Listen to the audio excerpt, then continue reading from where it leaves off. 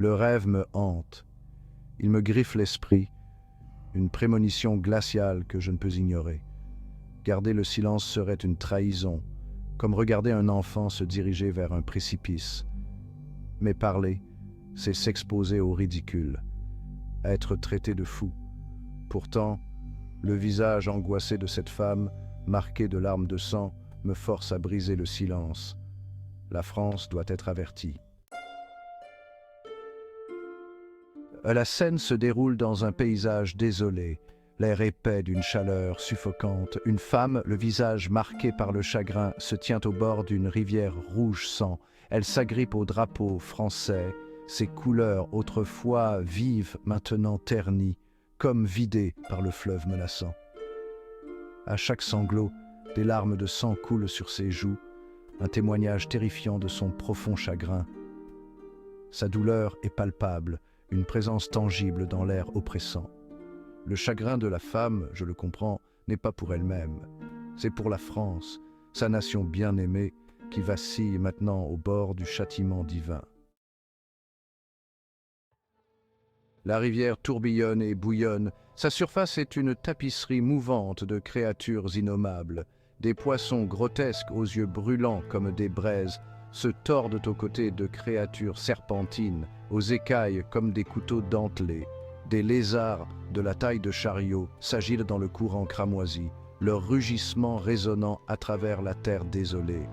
L'air est saturé de l'odeur de la pourriture et du bruit de la souffrance humaine. Du fond du fleuve, j'entends les cris déchirants des damnés, leurs voix rauques de douleur et de désespoir. C'est une symphonie de souffrance, un chœur de tourment qui me glace jusqu'aux os. Section 4. Le héros du jugement. Alors que les cris atteignent leur paroxysme, le ciel se déchire.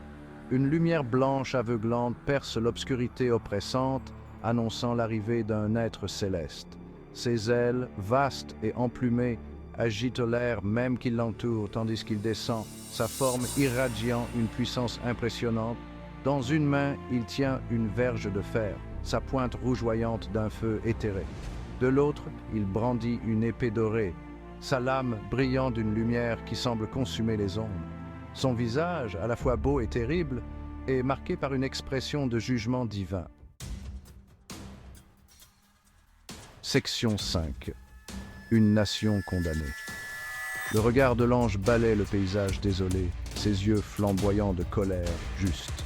Son regard se pose sur la femme en pleurs, et sa voix, lorsqu'il parle, résonne comme le glas d'un enterrement. Le jugement est proche, proclame-t-il, sa voix résonnant à travers la terre ravagée. Le jugement pour ce pays blasphématoire, pour sa méchanceté et son rejet de la parole sainte. Sa robe, blanche comme neige, porte un message écrit en lettres de feu.